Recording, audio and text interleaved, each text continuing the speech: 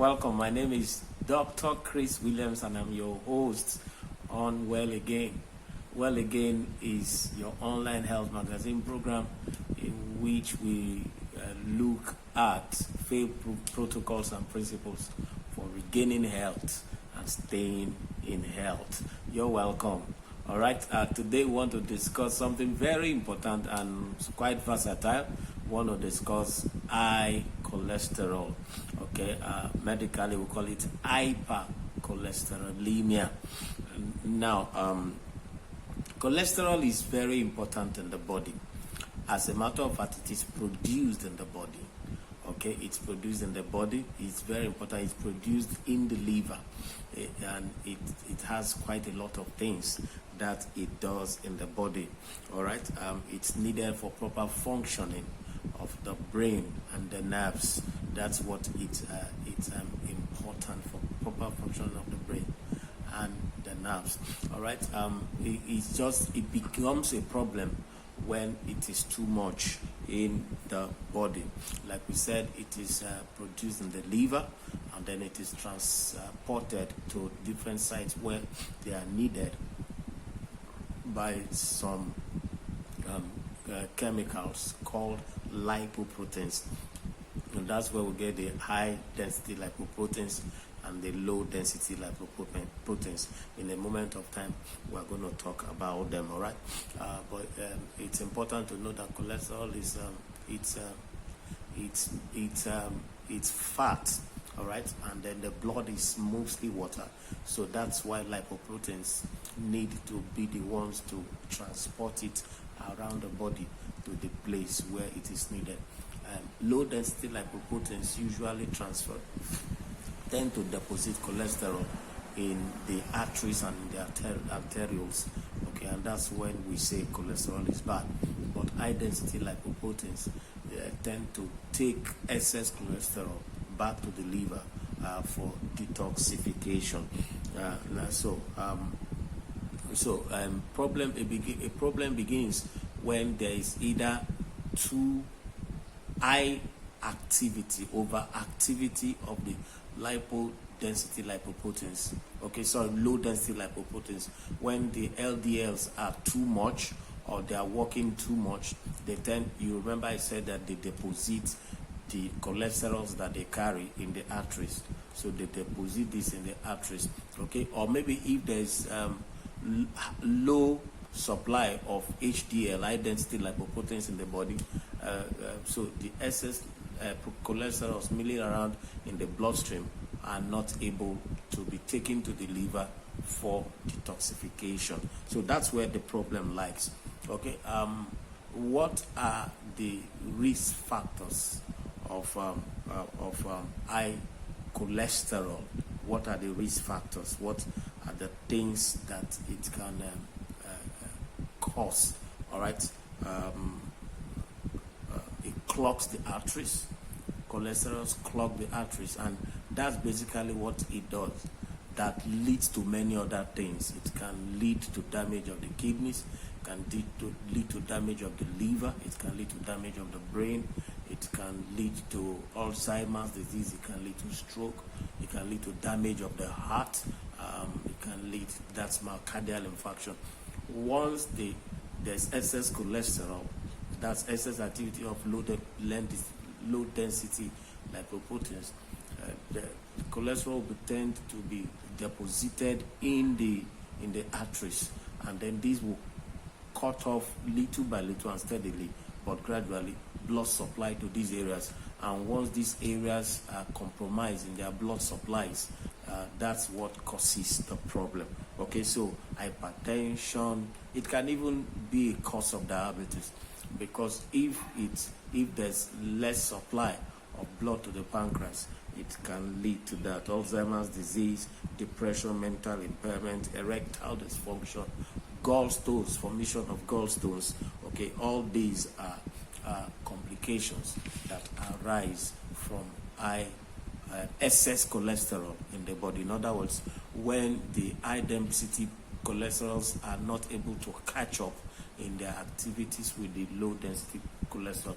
In other words, the low density lipoproteins, sorry, their activities are higher than the activity of high density lipoproteins. These two lipoproteins are supposed to balance out each other, all right? But when the activity of the low density are higher than the activity of the high density, either because there's too much cholesterol or too much formation of low densities, it can lead to that problem.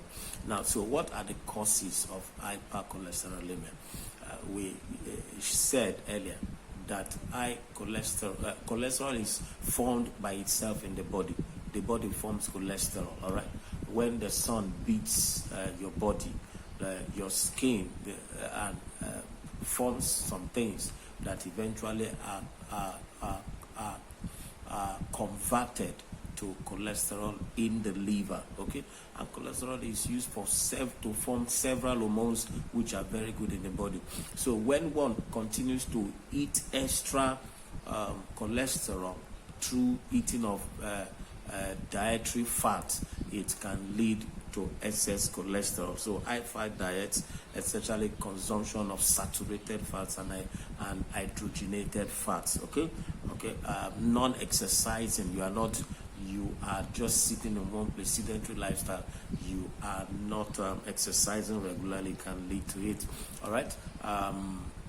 So those are the two major things that can lead to high level cholesterol or excess cholesterol in the body, okay? There's also something called congenital hypercholesterolemia or familial hypercholesterolemia.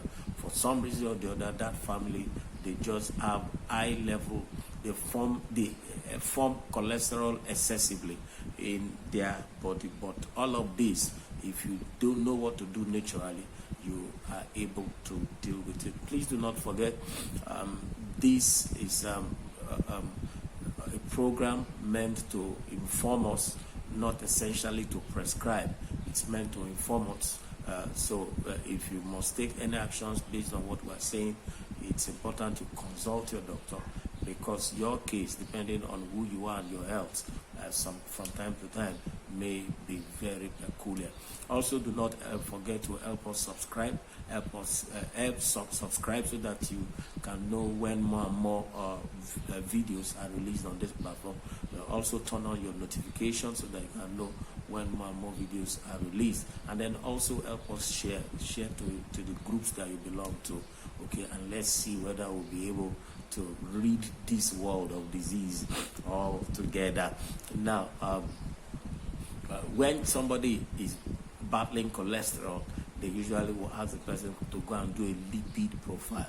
And when he has done the lipid profile, the total cholesterol usually should not exceed around 200. If it's still between 200 and 220, it is okay. But anything beyond 230, that's high cholesterol in the body. Now, the lipid profile will also show us the ratio of the high density lipoproteins to the ratio of the low density lipoproteins. If the high density lipoproteins are below 40, they are low. All right, so your body somehow it's deficient in high density lipoprotein, and that can lead. You remember we said high density lipoproteins take excess cholesterol back to the liver for detoxification. All right, detoxification and then renewal or recycling. Now, if it is low, it can lead to a problem. All right, by the time you are having like 60, that's okay. And low HDL in the body can predispose to cardiac arrest, and then enough for optimal HDL in the body is also known to prevent cardiac arrest. Low density lipoproteins, we call them the bad cholesterols. Actually, they are the ones that carry the cholesterol and that deposit it in the plaques. It has plaques in the arteries and in the arterioles. So the heart is under pressure as it is functioning. All right. If low density lipoproteins are more than 150 and above, we say it is high in the body. It it is high in the body and something needs to be done. If it is above 200, 210, 220, it is very high and something needs to be done urgently. What needs to be done? Lifestyle changes. Lifestyle changes. I found out in my study of natural health or natural healing that lifestyle changes can do a whole lot of things. Somebody came to us recently. He's diabetic, and he's been on insulin for several years. And then we told him some things, and then gave him some little things. We gave him detox tea and some supplements here and there. 3 weeks later, he comes back only this week, and the man is amazed. He said he literally has not been using his insulin. I said, no, don't do that yet. All right, but he said he has not been using it, and that his insulin, his blood sugar has been under control for the first time in many years. All right, so even as he was saying it, I was surprised because I know these things work, but I didn't expect it to work that well. All right, but I put that man on my mind because I would like to really be following him up. Lifestyle changes are very powerful. The man was adducing what he took only to detox tea, but I know that plus the detox tea and all the supplements and all the lifestyle changes that really impacted on his blood sugar. So back to cholesterol, high cholesterol. What lifestyle changes must one do? Remove animal proteins and fats from your food. Remove animal proteins and fats from your food. Very important. Remove them from your food or reduce them drastically to the barest minimum you ever can. It's so very important we do that. I'll tell my people, eat only fish, and that very little, very moderately, and the drier it is, the better. Remove sweet things, including sweet fruits, from your food. Some people say that drinking of watermelon helps cholesterol, but I don't like to go that way. Anything that brings sweetness into the body, I frown at it. Okay, ice cream, sweet things generally, sugar, soft drinks, carbonated drinks, remove them from your food. Also, remove saturated fats from your kitchen and from your table. Very important. Butters, margarine, cheese. Remove these things from your food. Remove dairy products. So we have said remove animal proteins. Animal proteins include eggs, milk, dairy products, beef, chicken, turkey, and all that. Remove all that from your food and just stick only with fish. And then disease from eating oil. That's frying oil or fried things generally. No matter how good the oil is, or an oil is, sorry, when you fry it, it begins to develop, it changes to some components that are not easy for your body to handle. So disease from frying oils, very important. If you must fry very little, okay. Disease from frying oil and from use of processed oils, all right. Very important. We have said avoid fatty foods. Remove things like alcohol, carbonated drinks, refined carbohydrates, and refined foods generally. Remove them from your food. Stay away from smoking, and then totally remove flour foods, pastas and pastries, noodles. Go away from them. These destroy the intestinal lining, and that's where it begins. You begin to over absorb cholesterol, and that's where it begins. Deal with stress and tension. It's very important, and unhappiness. Deal with stress and tension and unhappiness. Avoid stimulants like coffee, and then there are certain drugs that they use to treat hypertension. Beta blockers. They tend to predispose to they tends to disarrange the normal level or ratio of LDL to HDL, and that can lead to a problem. You may need to talk to your doctor. Ask your doctor what hypertension drugs are they giving you. If it's a beta blockers usually lead to derangement of LDLs in the body. So what should you do as you begin to round up? What should you do? Eat a lot of plant-based foods. Very important. Eat a lot of plant-based foods. Very important. Cholesterol-lowering foods. Whole grains, garlic, ginger, oats, berries, walnuts, bananas. These lower cholesterol. Millets, beans, and all these things, they lower cholesterol. Okay, so eat a lot of plant-based foods, and then blending and drinking of vegetables, celery, cucumber, cabbage, carrots, beetroot. All this help to lower your cholesterol. I've talked about cholesterol lowering foods like garlic, ginger, oats, berries, walnuts, bananas, carrots, and beans. This help also to lower cholesterol.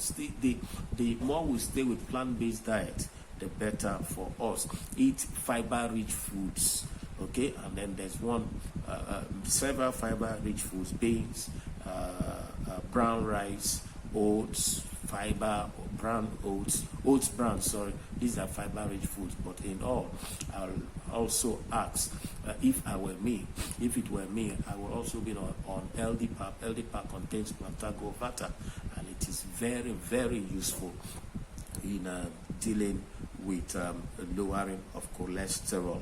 All right,